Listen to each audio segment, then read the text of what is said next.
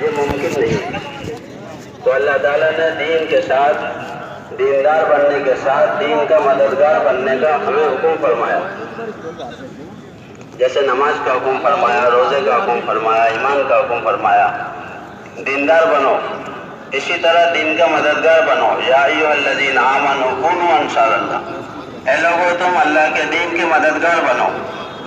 کہ مددگار بننے کا مطلب کیا ہے؟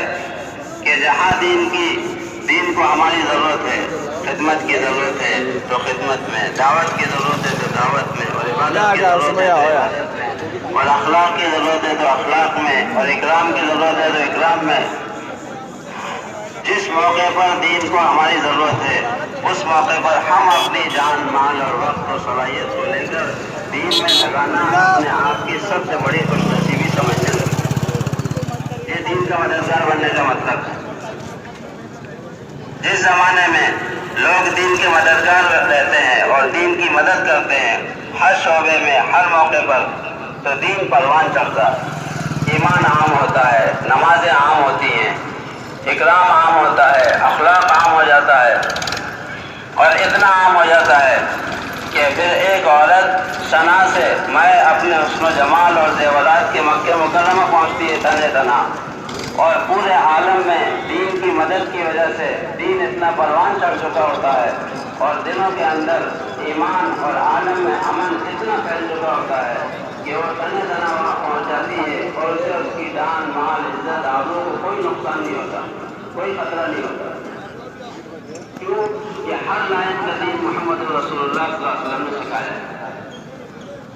ہمارے پاس خلاصے کے طور پر دین دو ہی چیزیں ہیں، ایک زمین پر اللہ نے اپنی عبادت اتاری ہے، اور دوسرے مخلوق کی خدمت اتاری ہے۔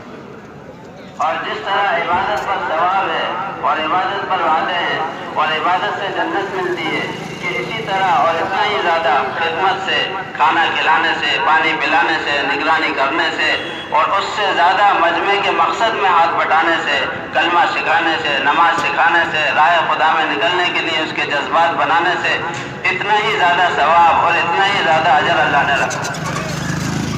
ہمیں اللہ تعالیٰ نے خدمت کی جماعتوں میں قبول فرمایا ہے۔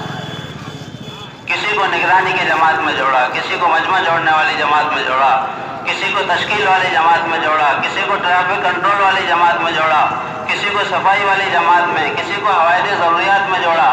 یہ اللہ نے اپنے فضل سے ہم پر کرم فرما کر اس دین میں اور اس مدد میں اور اس کام میں ہمیں جوڑا ہے۔ ہماری سب سے بڑی ضرورت اور ہماری سب سے بڑی خوش قسمتی ہے کہ اللہ نے جو کام ہمارے ذمہ فرمایا ہے ہم اسے پوری مستعدی کے ساتھ، پورے اخلاق کے ساتھ اور پوری خوشی کے ساتھ اور پورے اکرام کے ساتھ ادا کریں گے۔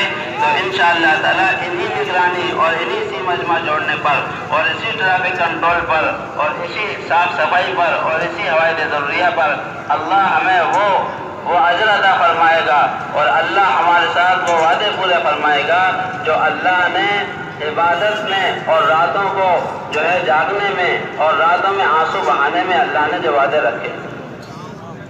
چنانچہ مشکوٰۃ شریف کی روایت میں ہے کہ اگر کوئی آدمی کسی کو پانی پلاتا ہے تو اسے ایک غلام آزاد کرنے کا ثواب ہے، اور غلام کو آزاد کرنے کا ثواب کتنا ہے؟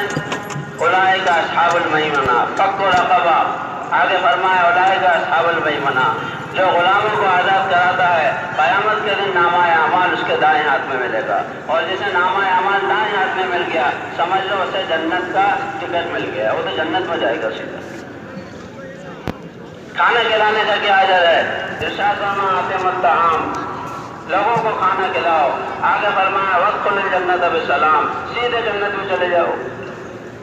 جو آنکھ نگرانی میں اللہ کے راستے میں ایک رات جاگی ہو، اللہ تعالیٰ اس آنکھ پر جہنم کی آنکھ کو حرام فرما رہا۔ تو بتاؤ اگر آنکھ پر جہنم کی آگ حرام ہو گئی اور وہ جہنم میں نہیں جا سکتی تو آنکھ والا جہنم میں جا سکتا ہے؟ اس طرح آنکھ آزاد ہو گئی، آنکھ والا بھی اس نگرانی پر اللہ نے جہنم سے آزاد کر دیا۔ کتنے بڑے بڑے وعدے ہیں اور کیسی اچھی اچھی جماعتوں میں اللہ نے ہمیں جوڑ دیا ہے۔ اب تو ضرورت اس بات کی ہے کہ اللہ نے جو بہترین موقع ہماری زندگی میں ہمیں عطا فرمایا ہے، ہمیں اس موقع پر پورے جذبات کے ساتھ، پوری محنت کے ساتھ اور پورے اقدام اور پوری خدمت کے اور اس مزاج کے ساتھ کہ آنے والا ہمارے عمل سے متاثر ہو، آنے والا ہمارے اکرام اور اخلاق سے متاثر ہو، آنے والے جتنے مہمان ہیں وہ سارے کے سارے دین کی نسبت پر آ رہے ہیں۔ جتنا بڑا مجمع اللہ یہاں پہنچائے گا، یہ پورا مجمع دین کی نسبت پر آ رہا ہے۔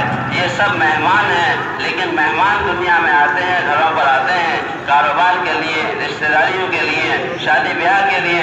ہمارے اس اجتماع میں آنے والے سارے مہمان آ رہے ہیں اللہ کی نسبت پر، ایمان سیکھنے کے لیے، دین سیکھنے کے لیے، نماز کو ٹھیک کرنے کے لیے، اللہ کے راستے میں نکلنے کے لیے۔ ہم سب ان کے میزبان ہیں۔ تو جب مہمان اللہ کی نسبت پر اور دین کی محنت کے لیے آ رہا ہے تو میزبانوں کو کتنا دین کے ساتھ اور کتنا خوش قسمتی سمجھتے ہوئے اور کتنا اخلاق اور احترام کے ساتھ ان کی خدمت کرنی چاہیے۔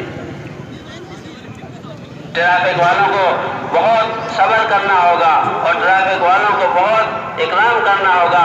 آنے والا جی چاہے جیسے گاڑی کھڑی کرنے کی کوشش کرے گا، اندر آنے کی کوشش کرے گا، ہمیں جو کام بتایا گیا ہے وہ کام بھی پورا کرنا ہے اور اس کا دل بھی نہیں توڑنا، اور اسے ایسے پیار سے اور ایسے اکرام سے نفع نقصان سمجھاتے ہوئے دو لفظوں میں اس طرح اس کے ٹریفک کنٹرول کرنا ہے کہ اس کی گاڑی کی حفاظت بھی ہو جائے اور مجمع کی بھی حفاظت ہو جائے اور اجتماع کے نظم میں بھی خلل نہیں پڑے، اور وہ سوچے کہ ایک ٹریفک کنٹرول ساری دنیا اور شہروں اور بازاروں میں ہوتا ہے اور ایک ٹریفک کنٹرول یہ کتنا اچھا ہے۔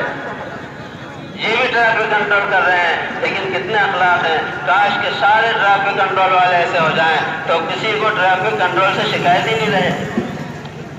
نگرانی کرنے والے وہ رات میں اس طرح نگرانی کریں گے کہ سنت کے اور سیرت کے مطابق نگرانی کریں گے، تو یوں کہا کہ نگرانی بھی ہوگی، اجر بھی ملے گا، اور اللہ تعالیٰ اس سے وہ اثرات پیدا